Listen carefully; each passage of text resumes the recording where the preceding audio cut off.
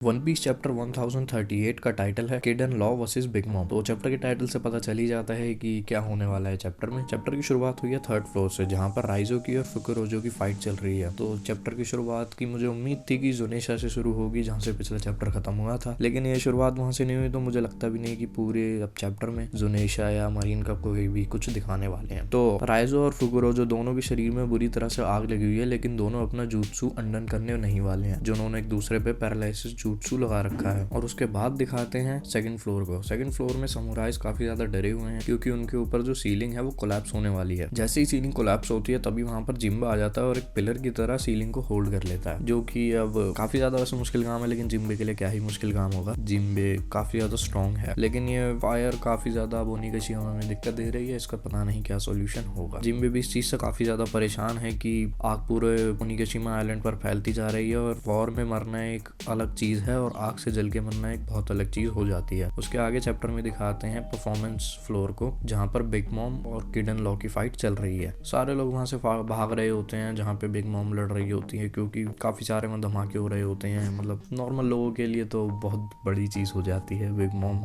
की फाइट एक यांग को। और वहां पे तभी दिखाते हैं चॉपर को। चॉपर ने जो रंबल बॉल खाई थी अपने, उसकी साइड इफेक्ट है कि चॉपर की बॉडी श्रिंक हो गई है, जैसे लूफी की हो जाती थी पहले थर्ड गियर यूज करते में। तो चॉपर अब नॉर्मल हो गया। और चॉपर और मिंक्स टाइप के जो डॉक्टर हैं वो परेशान है जोरो के बारे में, क्योंकि जोरो ने जो मेडिसिन खाई थी उससे वो हील तो बहुत जल्दी हो गया था, लेकिन अब उसे दुगना सफर करना पड़ेगा। और आगे दिखाते हैं जहां पर जोरो की फाइट हुई थी किंग से। जोरो वहां पर जमीन पर पड़ा हुआ है और उसके सामने एक शायद से इसे मैं सोल रीपर कहूंगा, और ये ब्लीच वाला सोल रीपर नहीं है, ये जो एक नॉर्मल सोल रीपर दिखाया जाता है टीम में वो है। एक स्केलेटन जिसके हाथ में उसका हथियार है और वो जोरो पर अटैक कर रहा है, और जोरो से पूछ रहा है कि तुम कौन हो। और जोरो अपनी बॉडी को बिल्कुल भी हिला नहीं पा रहा, शायद से उस मेडिसिन के साइड इफेक्ट की वजह से। और अब ये अटैक तो इस पे कर रहा है, लेकिन मुझे नहीं पता है अटैक कर पाएगा नहीं कर पाएगा, क्योंकि आगे चैप्टर में दिखाया है कि फ्रैंकी जोरो को ढूंढ रहा है, और फ्रैंकी जोरो के काफी ज्यादा पास में है। और जितना मुझे लगता है कि ऐसा ही होगा, जैसे ही फ्रैंक वो जोरो पे ये बिल्कुल अटैक करने पहुंच ही जाएगा, मतलब उसका हथियार जोरो की गर्दन पे ही होगा, तभी फ्रैंकी वहां पहुंच जाएगा और ये भाग जाएगा। तो ये यहाँ पे शायद से ये दिखाना चाहे कि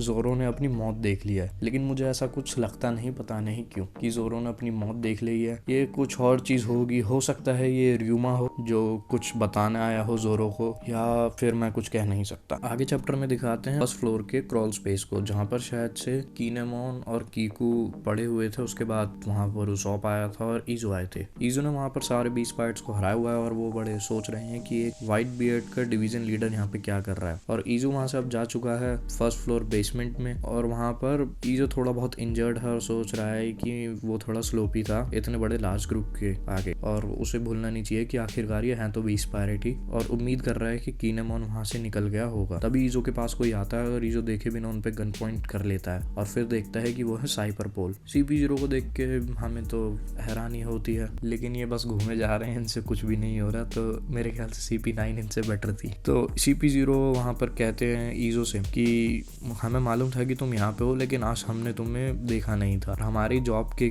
अनुसार हम किसी व्हाइट बियर्ड के रेमिनेंट को ऐसे खुला नहीं छोड़ सकते उनके हिस्टोरिक क्राइम्स की वजह से, लेकिन आज हम यहाँ पे सिर्फ स्ट्रॉ हेड्स पायरेट के लिए हैं, तो हम किसी और दिन मिलते हैं। और वो ईजो के पास से जाने लगते हैं, मतलब इस वक्त उनकी प्रायोरिटी सिर्फ स्ट्रॉ हेड्स है। CP0 वहां से जा ही रहे होते हैं, तभी ईजो ने रोक के कह देती है कि अभी यहाँ से मत जाओ, मतलब यहाँ पे अब CP0 से फाइट करने वाला है ईजो। और ईजो की हालत देख के मुझे लग नहीं रहा है कि वो फाइट कर पाएगा, क्योंकि CP0 इस वक्त अच्छी हेल्थ में लग रहे हैं। लेकिन बहुत टाइम पहले सुना गया था कि ओनिगाशिमा 5 मिनट में क्रैश होने वाला है, बस वो 5 मिनट पूरे नहीं हो रहे हैं। ये हिस्ट्री के सबसे लंबे 5 मिनट साबित होने वाले हैं। आगे चैप्टर में दिखाया जाता है बेसमेंट को, जहाँ पर आर्मरी है। यामाटो वहाँ पर पहुंचने वाला है, और जो कांजूरो ने बॉम्ब बनाया था वो भी वहीं पर पहुंचने वाला है। वो दोनों एक साथ वहां पर पहुंचते हैं, और यामाटो उसे देखकर काफी ज्यादा चौंक जाती है, क्योंकि वो जो बॉम्ब बनाया है कांजिरो ने वो बहुत सारे गन पाउडर के ऊपर गिरने वाला है, जो 20 पायरेट्स के वहां पर बड़े बड़े बॉम्ब रखे हैं उनके ऊपर, और उन पे गिरते ही वो ब्लास्ट हो जाएंगे, जिससे कि हो सकता है पूरा ओनिगाशिमा ही तबाह हो जाए। तभी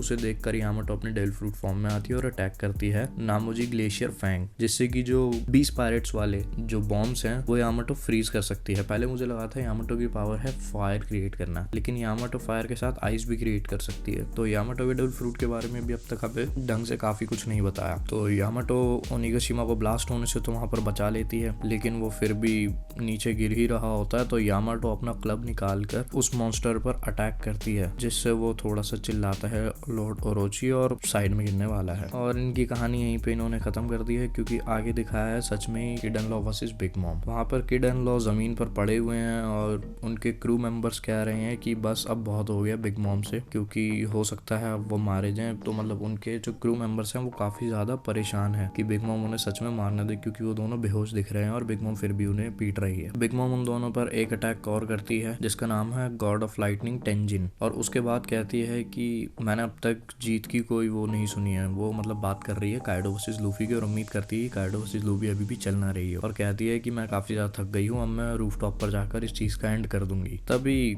लॉ को दिखाते हैं, लॉ बिग मॉम के पीछे होता है, एक रूम बनाता है और अटैक करता है एनीथीसिया। और पता नहीं कैसे ट्रफलगार लॉ की तलवार बहुत ज्यादा बड़ी दिखाई गई है यहाँ पर, मतलब वो बड़ी हो भी गई है, और उस तलवार से वो बिग मॉम को चीर देता है। उसके हाथ के और मुंह के आर पार उस ट्रफलगार लॉ की तलवार चली जाती है और 20 पायरेट्स चॉपर देखकर काफी ज्यादा हैरान हो जाते हैं। 20 पायरेट्स को तो ऐसा लगता है कि बिग मॉम डेड है, मतलब बिग मॉम मर गई है इस अटैक से। चॉपर ये देख के हैरान होता है कि ये काफी ज्यादा बड़ी स्वॉर्ड है, और ट्रफलगार लॉ कहता है कि पिछले एनीथीसिया की वजह से लगता है तुम पे अभी भी उसका इफेक्ट है, इसलिए तुम्हें कोई पेन नहीं हो रहा। और उसके बाद जिस काम के लिए उसने अपनी तलवार मारी थी बिग मॉम को, वो अटैक कर देता है ट्रफलगार लॉ, जिसका नाम है शॉक वाई, जिससे कि बिग मॉम को एक बहुत बड़ा शॉक लगा है। बिग मॉम के मुंह से खून निकल गया है, बिग मॉम चिल्ला रही है, और उसके बाद बिग मॉम जमीन पे नीचे गिर जाती है। जो देखकर जो बिग मॉम ने अपने बीम में सोल डाली थी, वो बीम्स अटैक करने वाली होती हैं ट्रफलगार लॉ पर, लेकिन तभी यूस्टस किड उन्हें अपनी तरफ खींच लेता है अपनी मैग्नेटिक पावर से, और वहाँ पे जो मेटल पड़ा होता है उन चीजों से बना लेता है एक बहुत बड़ा बुल। वो एक बहुत बड़ा बुल बना लेता है और उम्मीद कर रहा होता है कि